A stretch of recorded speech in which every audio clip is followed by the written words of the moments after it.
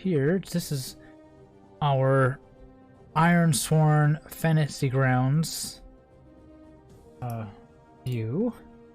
I'm also running a world builder kind of plugin, which allows me to like enter entities and things and help us with our story. So we're going to be basically writing a campaign as we do this. But first, what we'll do today is we have to do one of two things. We have to create the world, and then we have to create our character, of course. So this is the kind of character sheet as it looks in Fantasy Grounds. We'll have to name them, give them a picture, and so on. And our stats, and then our moves, which are based on the rules. We simply can roll everything from this one sheet, which is really nice, as well as enter extra information. What's really nice about this is it's all on one sheet. I don't have to be oh, we need to roll a relationship move. Let's go to this table. Nope. They built it all into the chat. Right here, they even have the tips. If I click on compel, for instance, we can see that we drag the appropriate stat noted below to the first parameter box, adding bonuses or sharing a bond to the second box, first box, second box, and then I believe we just roll the thing, which should just be like this sword icon. And it will roll and tell us how we did, right? This uses the Powered by the Apocalypse system, which means you are rolling a dice, plus your bonuses, against 2 other dice. And you either beat none, 1, or 2. So you either fail, have a minor success, or a major success or strong hit. And then based on what level you get, you then make a choice from the book. It tells you if you roll the strong hit, do this. If you roll the weak hit, do this. And so on. So let's get looking at how we build our world. Okay, so mechanics, the setting.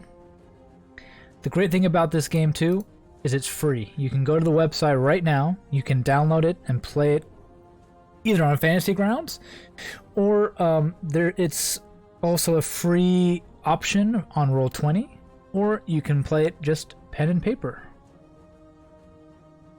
with the character sheet.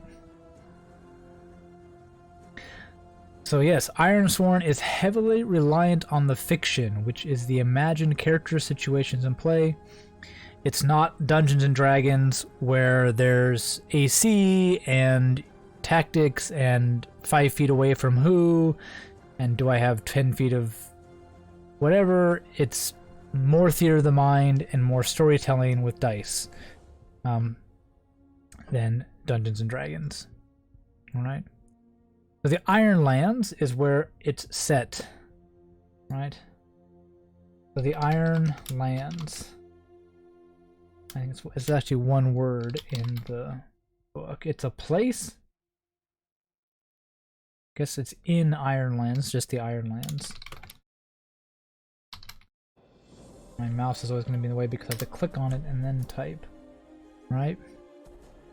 It is a rugged land of isolated communities and untracked wilds on the frontier of the known world. You can learn more about the setting on this page on page 112.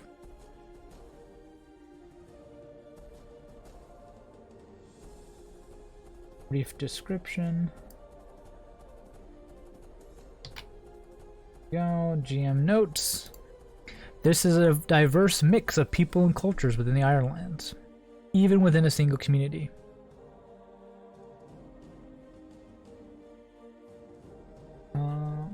Community, you can envision your character and the people they interact with however you like, unbound by considerations of geography, lineage, sexual orientation, and gender.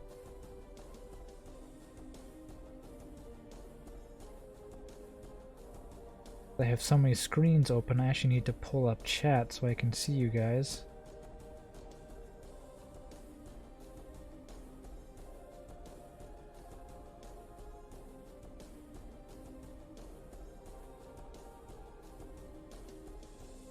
Otherwise, I won't be able to actually see you because...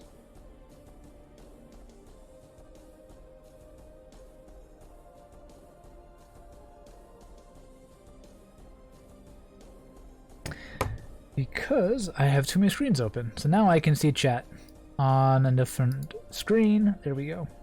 So now I won't miss your guys's... what you guys have to say. Okay, so... the people were driven there from their former homes in the old world 2 generations ago. The weather is harsh, winters are brutal.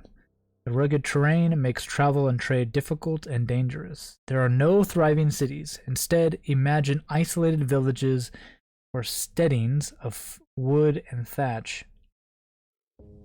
Communities can be found throughout the Ironlands. However, many areas are unexplored and uninhabited, except by the Firstborn, beings such as elves, giants, and the wolf-like Varu. Communities will sometimes band together under a powerful leader, but there is no kingdom. Territorial lines are sketchily drawn, if at all. Large-scale warfare is unheard of, but raiding parties and skirmishes between communities are a constant menace. Some communities subsist entirely on raiding. Commerce is made through trade and promise favors. Coins from the old world have little value except for keepsakes. Except as keepsakes. Trade is basic for things like iron, grain, livestock, wood, wool, coal. Spear, axe, shield, and bow are the dominant weapons. Swords are rare and highly prized because of iron. Some warriors choose to wade into battle clad in iron, while others trust in their prowess or in the strength of their shields.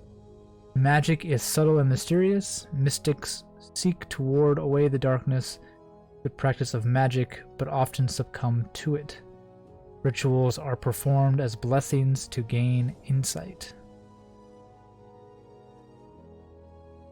Supernatural creatures and beasts are rare, frightening, and dangerous.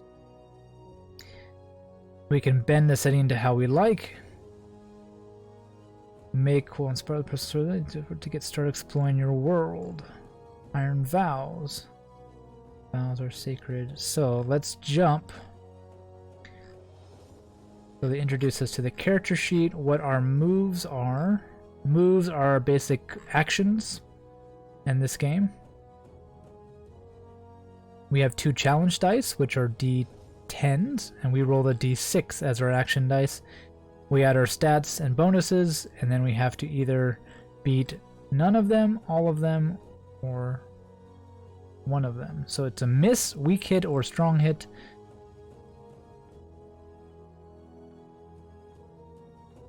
So if the challenge dice match, this triggers a twist, creates a new complication, or otherwise mixes things up. You can ask the Oracle, which is a special move that lets you ask questions and check for inspiration. And that will tell us what that weird thing is. GM and the dice. Momentum is another mechanic in the game that we can use to cancel out some dice if we don't like some of the rolls. And we'll get into more of this later on. I think today we're just getting into the world building stuff, so track progression. Okay. I want to see if they had our character creation process move, suffering harm, assets. Things, oracles, seeking answers.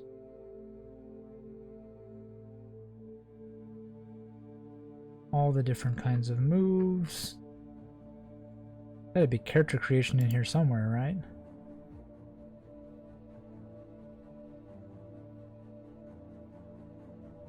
I think we're actually still in the basics. Yes, we're still in the basics still.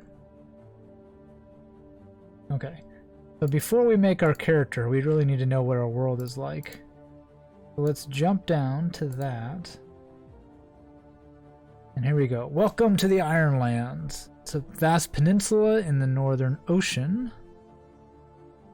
A vast peninsula in the Northern Ocean. There we go.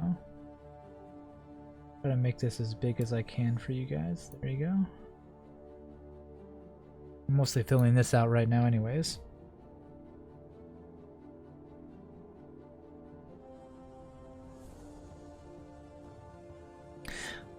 People who now refer to themselves as Ironlanders settled here 2 generations ago, cast out of their homelands by catastrophic event.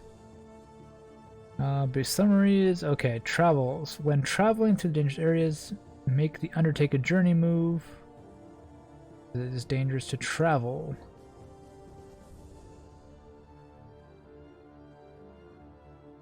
Travel should move at the speed of your story. Don't worry about counting day, hours, and days. Just, how did it go? It went well, it went horribly, it was bad.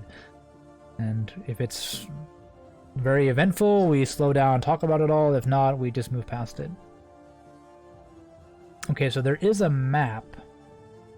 I wonder if they, in the game, if they imported the map.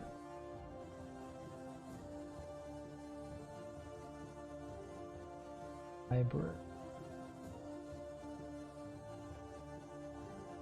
I don't even see a map option. Usually under images. I don't see forest map, battlegrounds map, sewer map. No, I don't. What we can always do is we can always add an image.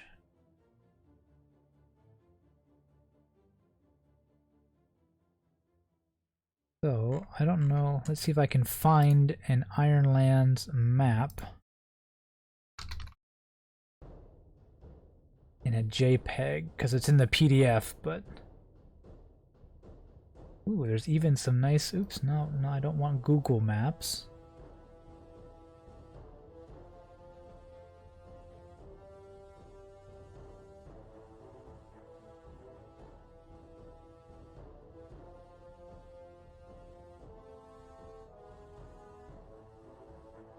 And of course now my internet wants to be really slow.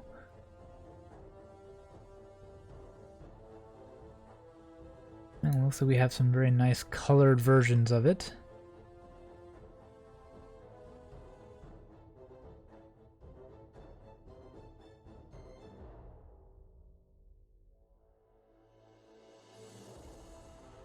Oh, I like this one.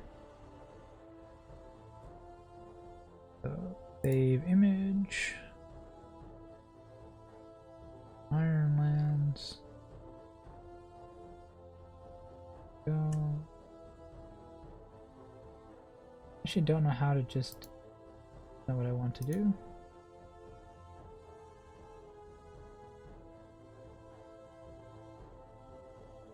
I mean, I know how to enter an image into the game when we're running something else, but I'm not sure about just... I wish you could just drag it into the... Oh, is it going to work? Nope, it's not going to work. It says it is. Hang on, I need to find my path. Where is it again? It is under... Oh.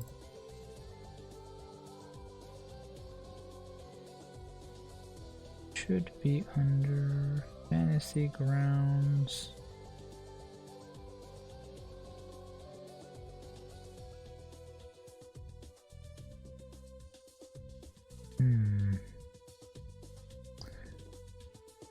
Usually you can just select the file, but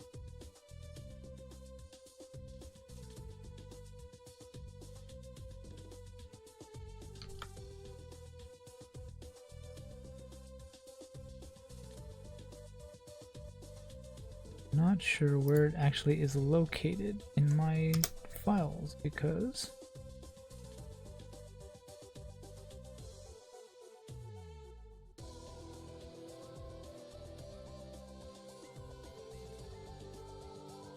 that's a really high-end map.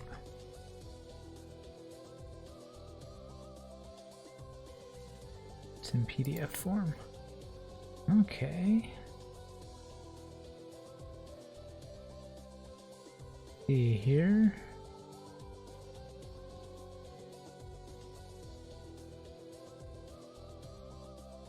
There is the nice thing about Roll20 where I can just drag an image and it'll upload it. Not this, apparently. I don't want to go all the way out of this.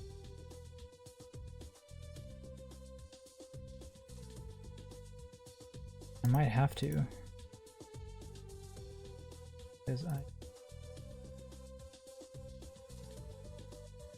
exactly my folder is. Okay, so return to launcher. And there's a nice little button that just click it and it opens the file. And that's why I can't find it, because it's not titled that. It titled it something weird. Then I go to campaigns, Ironsworn, images, and we drag our image that we downloaded.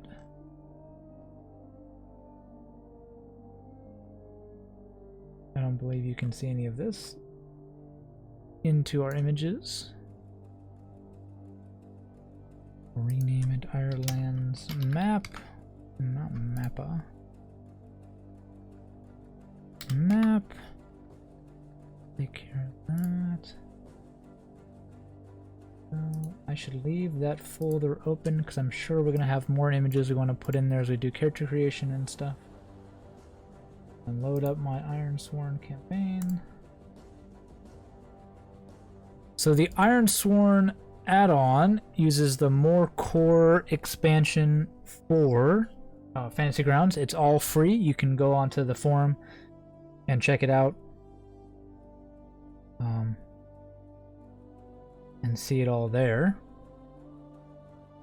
So we do that. Now if I go to my world builder, I go, there's my, if we go to our images, we should be able to see it. New, there it is, Ironland's map. There it is.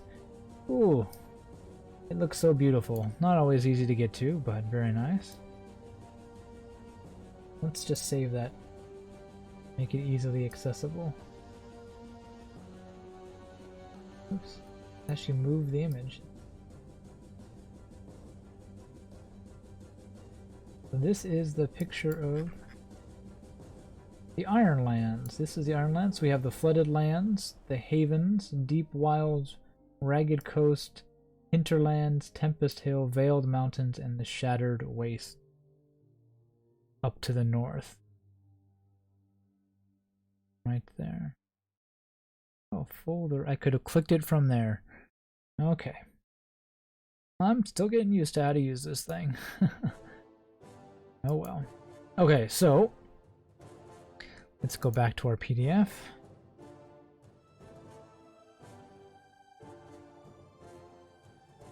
And so we have our area, barrier islands, ragged coast. Oh, so there's some islands off the barrier. Okay, there we go. So we have a description of each of the areas. Deep wild flooded lands, havens, hinterlands, Tempest Hills, veiled mountains, shattered wastes. Okay. So, the truths we know of this land. For each category in this section, choose one of the 3 options and make it true about your version of the Ironlands. Helps us define the tone of our game. Okay. You can contradict each other or make them all somewhat in sync. It should impact characters and how people live. Okay.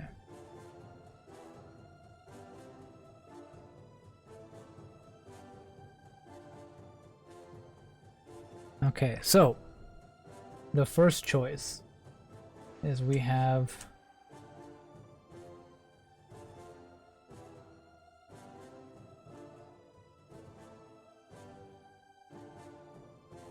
there we go, place. And a whole bunch of extra stuff open. Demographics, diverse languages, many economy, very good. Government, religion, leaders, major images, other places. Images. Can we drag our map? We can drag our map. There we go. Perfect.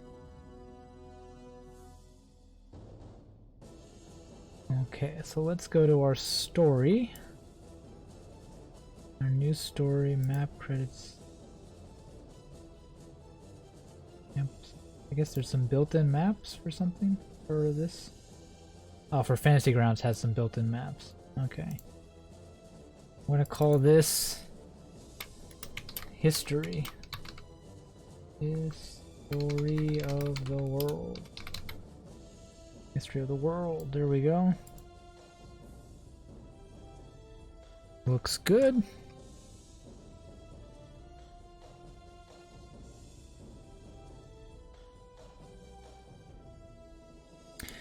And okay, so the old world is our first thing. That story. First bit of our story is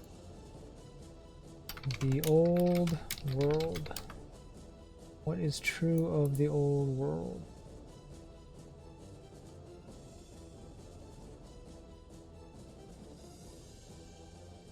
The old world. Okay. So our 3 choices are: the savage clans called the Skuld invaded the kingdoms of the old world. Our armies fell. Most were killed or taken into slavery. Those who escaped set sail aboard anything that would float. After an arduous month-long voyage, the survivors made landfall upon the Ironlands. So quest starter, so this is one way to start. You are a descendant of the Skuld.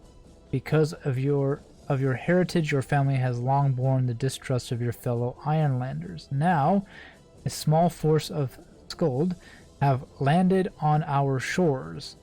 Are they harbingers of an invasion? Where do your loyalties lie? Or a sickness moved like a horrible wave across the old world, killing all in its path. Thousands fled the plague aboard ships.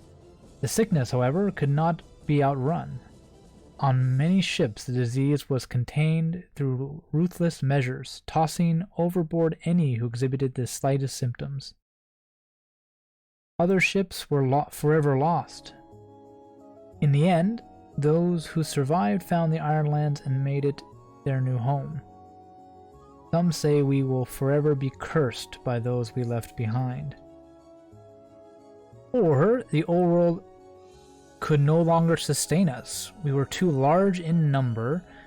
We had felled the forests, our crops withered in barren ground, and the cities and villages overflowed with desperate, hungry people. We cast our fate to the sea and found the Ironlands, the new world, a fresh start. So what drove us from the old world? Were we driven out by an invasion, by sickness, or by overpopulation?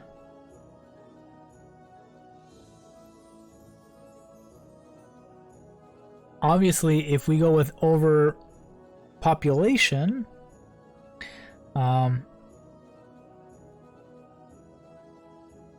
We always have the chance of going back, of there being another wave of immigrants, of some kind of connection like that. The sickness, I think there's no connection whatsoever you can do. You're so scared of going back and getting sick again and being cursed and what happened that outsiders would be harder to come by. I kind of like the idea of an invasion,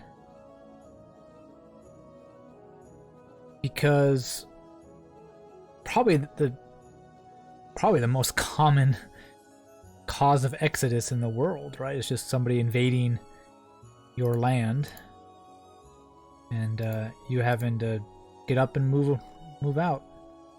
So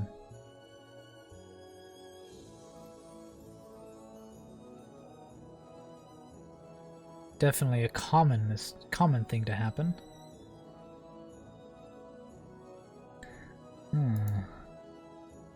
Yeah, let's go with that.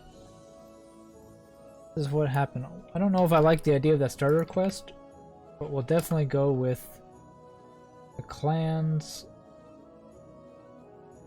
Archery.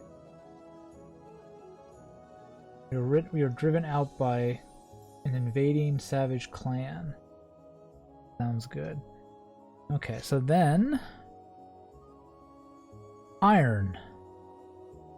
What is iron in our iron?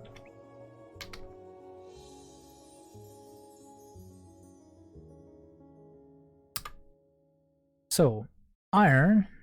The imposing hills and mountains of the Ironlands are rich in iron ore. Most prized of all is the star-forged black iron. Or the weather is bleak. Rain and wind sweep in from the ocean. The winters are long and bitter. One of the first settlers complained, only those made of iron would dare live in this foul place, and thus our land was named.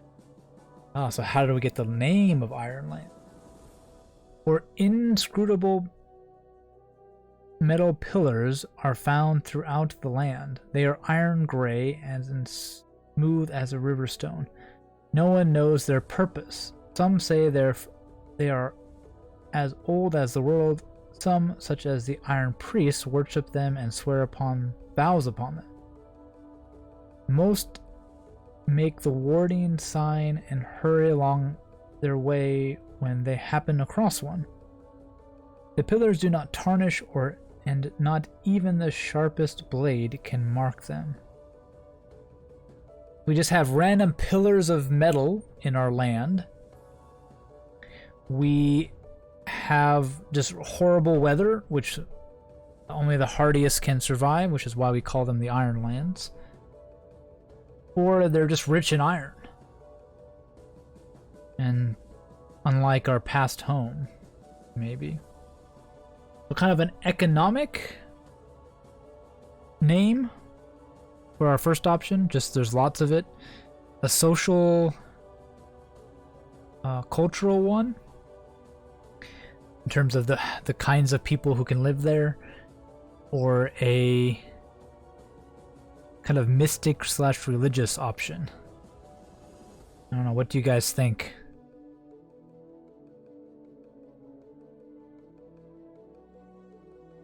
I think any of them would be interesting. Let's look at some of the some options for starters. Some caravans left mining settlement, never arrived at destination. So lots of valuables. The harvest fell short unless snow has left the village isolated, food running out. What do you do to people the harsh season? Saving people in harsh weather, dealing with nature as the enemy. Or do we have a more religious, kind of mystical enemy or tale to tell? I don't know. This game often has the tone of a kind of a Viking, Nordic feel or storyline to it. And so I kind of want to go around along the lines of it being very harsh weather. It's hard, it's not easy. There's some iron around, sure. But kind of keeping with that tone.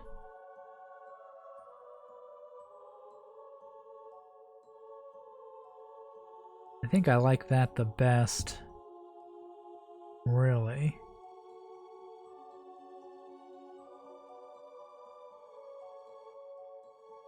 Let me actually...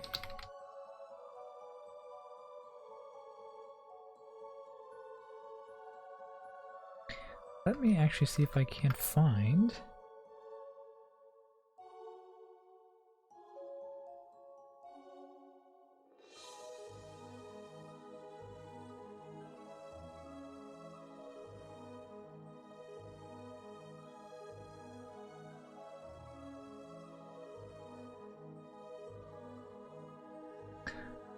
Oh, they do have a colorized map that you can get for free from them.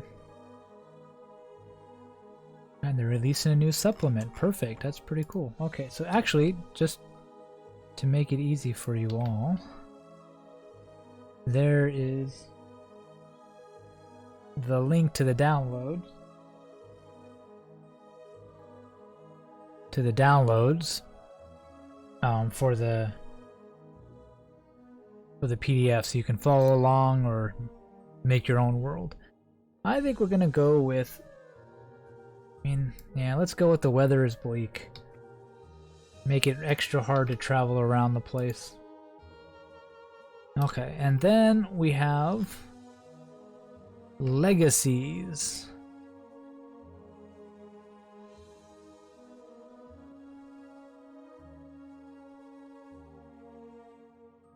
This is coming from our past. We are the first humans to walk these lands. Or, other humans sailed here from the old world untold years ago, but all that's left of them is a savage, feral people we call the Broken. Is this our fate? Is their fate to become our own?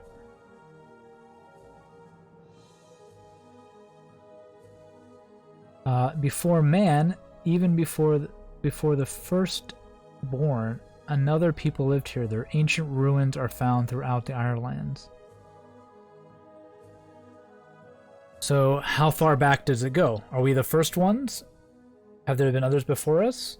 Or have there been ancient civilizations going on here? I think it really kind of... There seems to be kind of a couple options that you could build with this game already. You can build this as... It's a world like any other kind of sort of pseudo-fantasy, medieval... era game. Some beasts, towns, people everywhere, commerce going on. Or you could even play this game as this small group of people trying to survive against just the world. The weather is bad, things are horrible, there's things in the darkness out there, and it's kind of man versus nature slash the horrors that it conceals. And then also kind of like a religious or mystic aspect. The land is weird, there's a long ancient history, there are weird artifacts and such throughout the land. So that's kind of the three ideas, and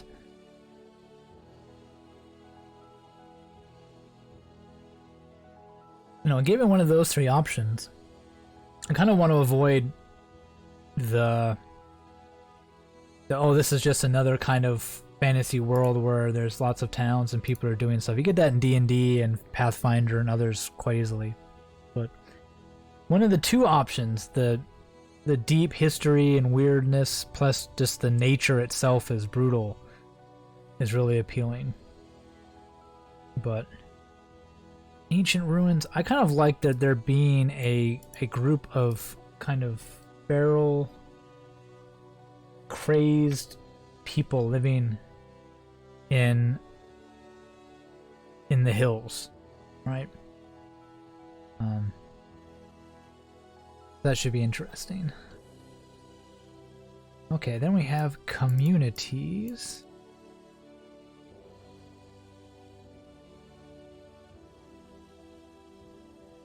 People about what kind of communities do we have? Communities. We are few in number in this accursed land. Most will rarely have contact with anyone outside their own small steading or village, and strangers are viewed upon with deep suspicion. We lived in communities called circles. These are settlements ranging in size from a steading with a few families to a village of several hundred. Some circles belong to Nordic folk. Nomadic folk. Some powerful circles might include a cluster of settlements. We trade and sometimes feud with other circles. We have forged the Ironlands into a home. Villages within the havens. Where's our map? In the havens. Are connected by well-trod roads. Okay, because this is kind of the easy way to travel. Trade caravans travel between settlements in the havens and outlying regions. Even so, much of this land is untamed. I like this idea of circles. Kind of going on our deal of not heavily populated. Lots of weird stuff out there. Oops. Can't do click paste. We'll go with that with our communities, and then our leaders. I also like the idea of like feuding circles, and the idea of a circle being like a common term in the world. Like, I belong to the circle of something. I like that idea. I think that would make some good storytelling. Okay, so now our leaders. I'm jumping back and forth quite a bit. And leaders leadership is as varied as the people. Some communities are governed by the head of a powerful family. Others have a council of elders who make decisions and settle disputes, and others priests hold sway. For some, it is duels in the circle that decide. Each of our communities has its own leader called an overseer. Every 7th spring, the people affirm the current overseer or choose a new one. Okay, or numerous clan chiefs rule over petty fiefdoms. Most are intent on becoming the one true king. Their petty squabbles will be our undoing. So do we have a noble class? Do we have a more democratic kind of system? Or do we have a mixture of everything?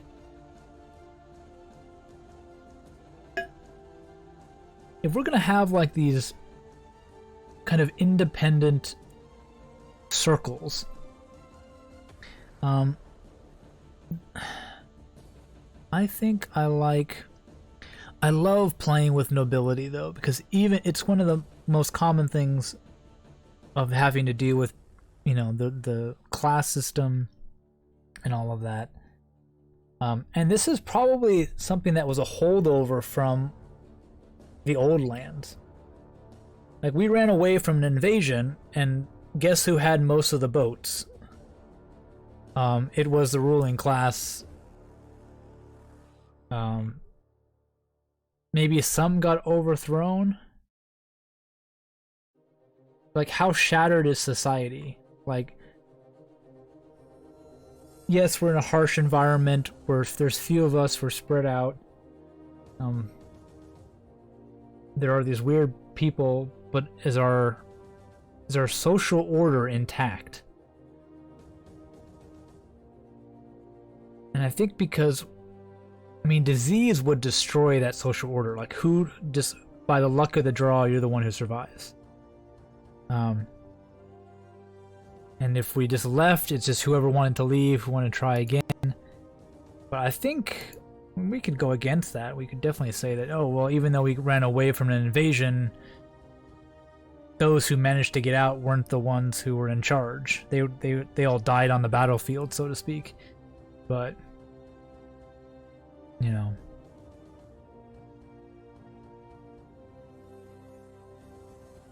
I'm not entirely sure.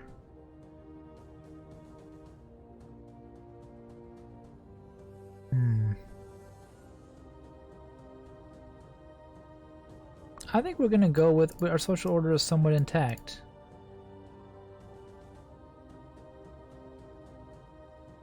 And it won't let me highlight from the last word. There we go. Click, then paste. We have clan chiefs or sort of pseudo nobles who escaped and have managed to hold on to some extent their power, which also gives us some interesting things to play with. Okay, so we have a social order as largest. Okay, so now it's defense. What is defense all about? Okay, so first, here in the Ironlands, supplies are too precious and the lands are too sparsely populated. To support organized fighting forces, when a community is threatened, the people stand together and protect their own as best they are able. Or, the wardens are our soldiery. They serve their communities by standing sentry, patrolling surrounding lands, and organizing defenses in time of crisis.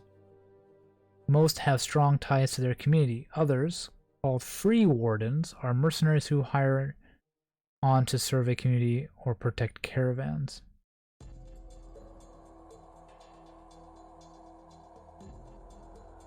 Or, our war bands are rallied to strike at our enemies or defend our holdings. Though not nearly as impressive as an army that once marched across the old world, these forces are as well trained and equipped as their communities can manage. The banners of the war bands are adorned with the depictions of their old world history and Ironland victories. Ah.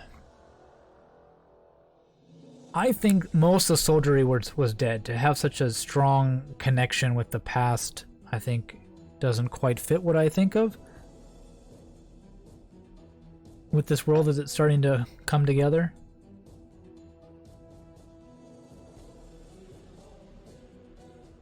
So I'm definitely thinking of something else. I think I like the warden ideas.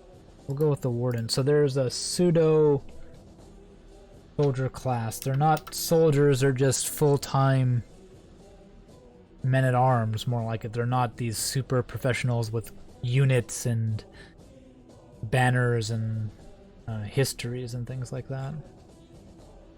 Okay, and then we have mysticism. Is our next one. Oops.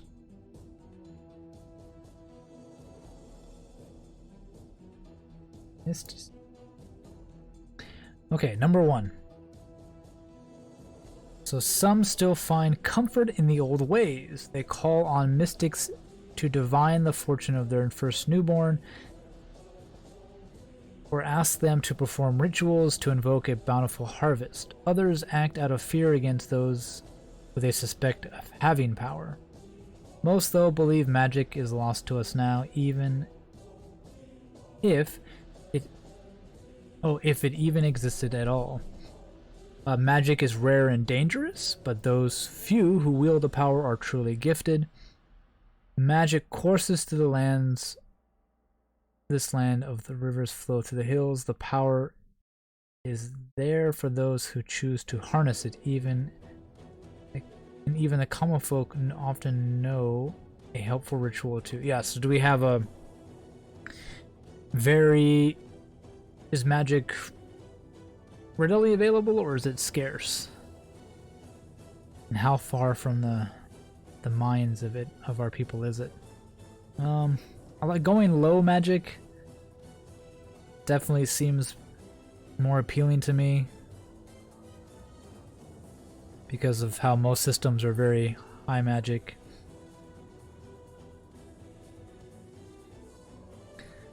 Let's see, Column 6 Divine.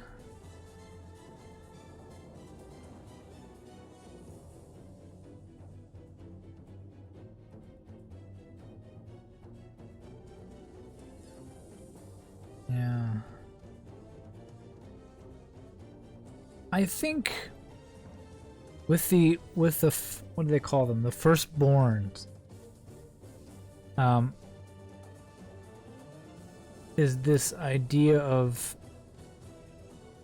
it's not necessarily our magic, but I like the idea that like we had some mysticism, some magic going on in our old world, but when we came here, it was more about what they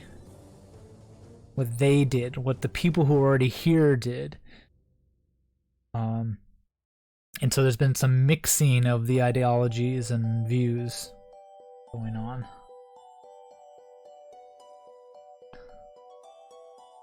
Some mixing of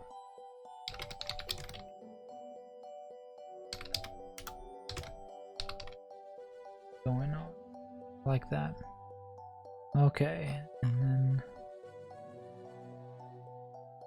then we have religion, which goes.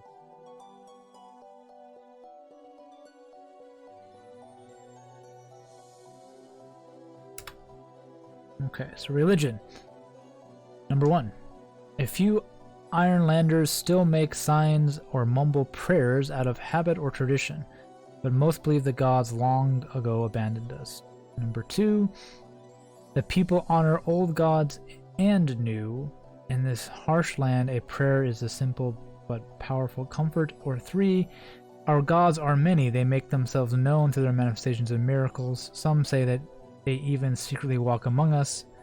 The priests convey the will of the gods and hold sway over our communities. I like people honor old gods and new. It's with what we just decided on, of having a kind of a mixing of the two communities a little bit, for sure.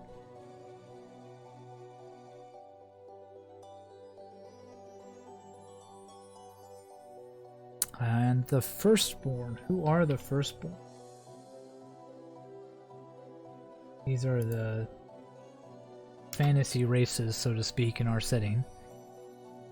The firstborn have passed into legend. Some say the remnants of the old tribe still dwell deep in the forests or high mountains. Some insist that they are never nothing more than a myth. The firstborn live in isolation and are fiercely protective of their own lands. The firstborns hold sway in the Irelands. The elves of the deep forest and the giants of the hills tolerate us and even trade with us. But many Ironlanders fear the day they decide humans are no longer welcome here. I think mixing matches with the mixing of religion. There's not many of them left. They're not as numerous as maybe they once were. And some extra people to work the land and live in certain places where they don't want to live certainly seems to fit. So they have some cities and some places they like,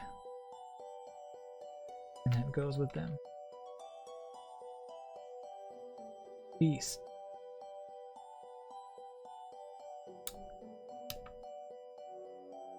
So how many more of these? Beast, horrors. Got 2 more left. So beasts. The beasts are of old are nothing but legend. Few who travel in the deep forest and high mountains return with wild tales of monstrous creatures, but they're obviously delusional. No such things exist. They're fairy tales. Monstrous beasts stalk the wild areas of the Ironlands, or beasts of all sort roam the Ironlands. They dwell primarily in the reaches, but range into the settled lands to hunt. There they often prey on cattle, but attacks on travelers, caravans, or even settlements are uncommon.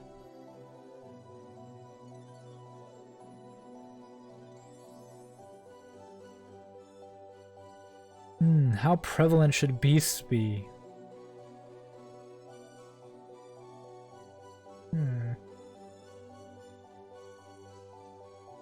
We like this land to be dangerous, but I don't think they wander everywhere.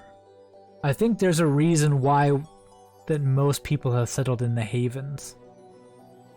It's because you can clear the beasts out. The other places are just too hard. The monstrous beasts stalk the wild areas of the Iron. What kind of beasts are they? Who knows? The horrors. The really bad stuff is the last one.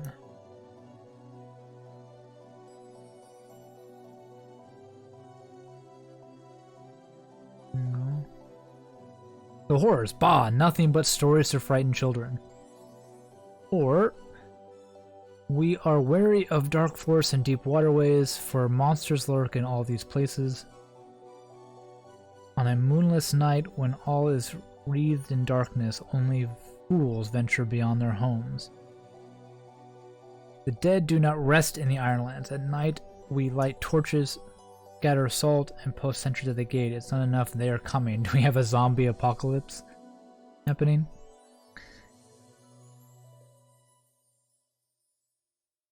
I don't think,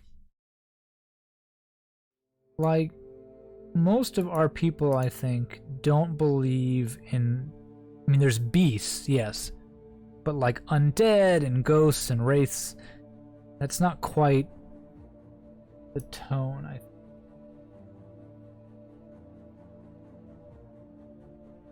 Oops.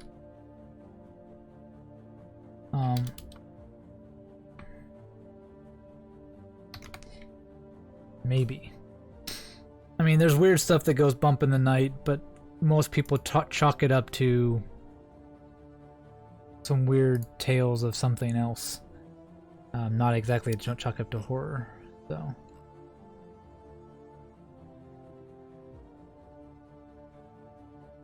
Okay, so that finishes our world building, so that's our world. We fled here from an invasion. The harsh, bitter land, that's why we get its name. There are some feral, weird people living out in the woods and forests. Communities live in areas in groups called circles, ruled by kind of chiefs or kind of nobles. We have wardens who guard us. Magic is rare but seen, mostly because it's been mixed with the Firstborn, who have, at least till now, tolerated us and even traded with us a little bit, intermingling and sharing their culture with us. There are things that lurk out there that can eat all of us, Firstborn and human alike. For sure. Okay, so now let's go back to part number 2 and building our character. Okay, so before you jump into the mechanics of your character, consider her motivations, interests, skills, personality, foibles. It's fine to start with an idea or two about your background and goals, or even relatively clean slate. You can flesh out your character as you play. Be awesome. Your character is highly competent. You're smart, brave, and driven. You can hold your own in a fight. When you swear an iron vow, you mean it. But you are not without your limitations. You will face hardship, you will make bad decisions, you will fail, and in those failures, overcome them, pushing on. That is what makes you heroic. Be who you want. The land is very diverse. Communities are formed through shared interests, mutual protection, and strong leadership. Lots of things we should have, like, I'm bound by geography, gender, orientation. Character can be inspired directly by real-world historical culture, or you might weave a blend of cultural influences in concept. Where to start? First, build your world.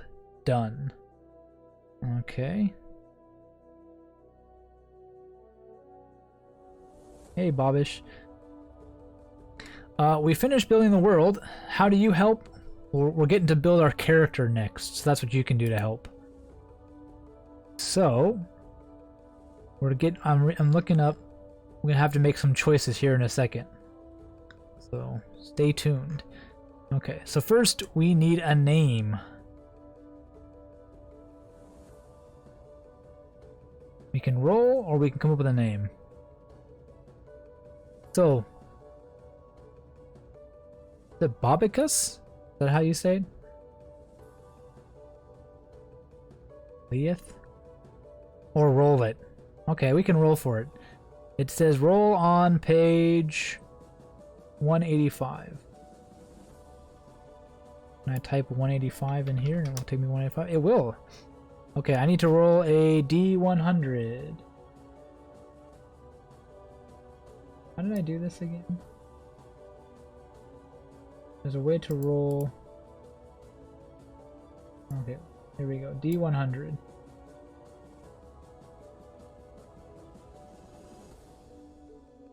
So 15. 15. We got, oh no, we got a 69. Not a 15. That's adding them together. So 69. Our character's name is. I can't say these names. Masias? Masias. That's 69. Oh, we need our character sheet. Where's my character sheet? Here we go. There's our character sheet. Okay. Name is not blank Ironsworn. Our name is Masias.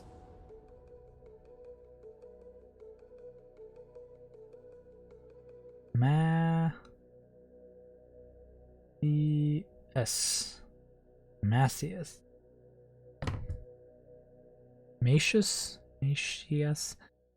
I don't know. I couldn't have rolled an easy name. Masias. Masias? Something like that, maybe. We'll think about it. We'll work on it. Okay, go back to our character. Stats. There are 5 stats. We have Edge, Heart, Iron, Shadow, and Wits. Edge is about quickness, agility, and prowess in combat. Ranged combat, sorry. Heart is courage, willpower, empathy, sociability, and loyalty. Iron is physical strength, endurance, aggression, and prowess in close combat. Shadow is sneakiness, deceptiveness, and cunning. And Wits is expertise, knowledge, and observation.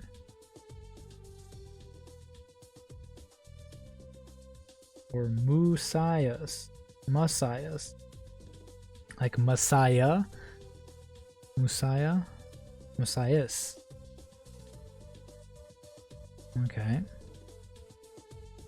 So, to start, arrange these bonuses across your 5 stats in any order. So we have a 3, 2 2s, and 2 1s. So 1 stat is a 3, 2 are 2s, and 1 and 2 are 1s. So, Bobicus, what do you think our best stat? What kind of character are we going to be making here? Let's see. Our world is pretty rough.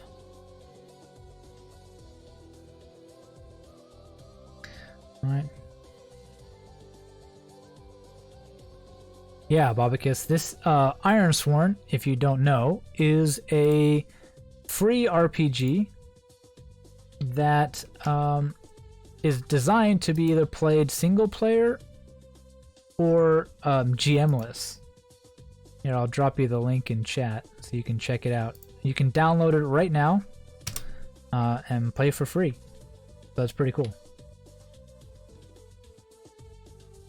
So we're going to be playing without a GM, basically. Ooh, that's a good idea. Find a pick on Google first and then decide what kind of character it's going to be. Okay. So let's go to Google. Okay.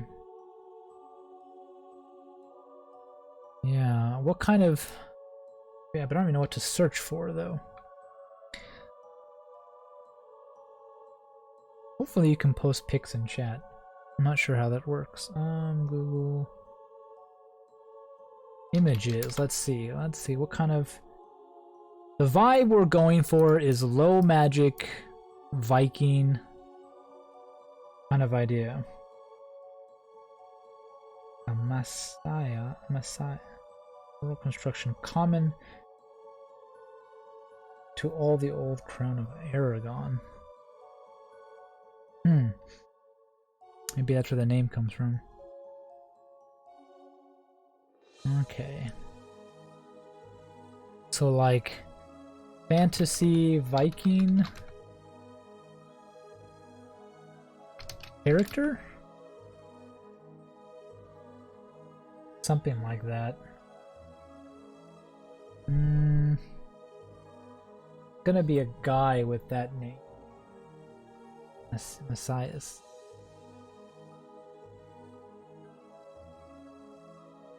But I don't see too many interesting pictures when I search this.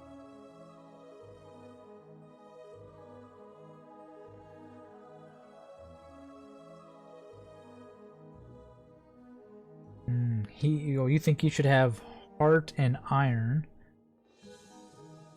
Yeah, if he was a straight up warrior, yeah.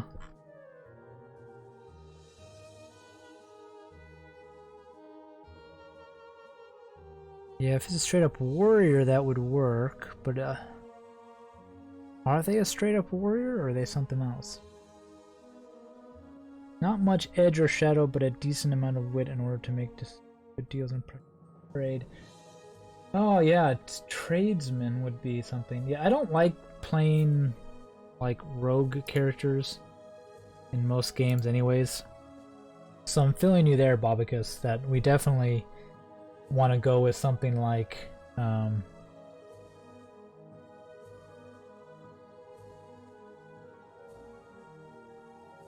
he's he could be a warden, he could be a soldiery kind of person, or it could be a blacksmith or something like that. No, it's a stone building. I decided he was a stonemason, then I got the simple word. Oh, okay, so his name is like a mason. I see. If his name is like a mason, then that would make fit that he would just name him his trade, basically. Yeah. What is edge again? Edge is quickness, agility, prowess, and range combat. Yeah, he's not going to have those. I think we definitely could do that. We can go shadow. How do I edit this? Shadow 1, edge 1. That takes care of our ones.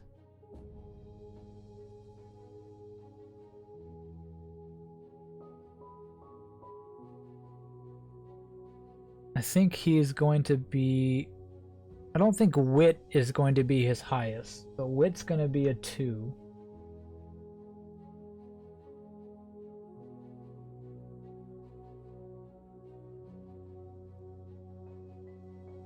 No, Bobicus, I mean, nothing wrong with that. I mean, that's definitely how names were given out. Like, names were always just like, oh, are you Steve? Oh, are you Steve the what? The butcher? The mason? The farmer? The tanner?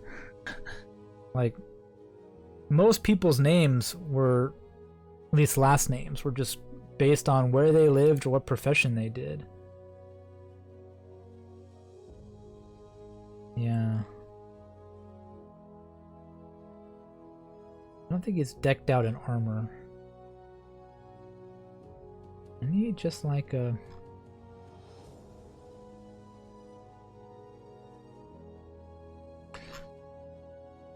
He's like 3 in heart. Yeah, I'm leaning towards 3 in heart or iron.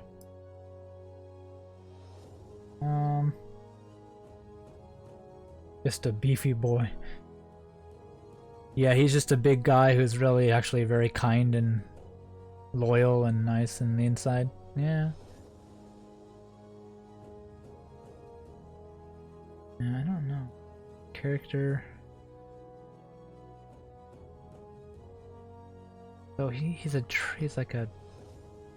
Yeah, working with iron in this setting is like very special and unique. So if he is a maybe not a stonemason, but a blacksmith or something, it gives him a little bit of a interesting position.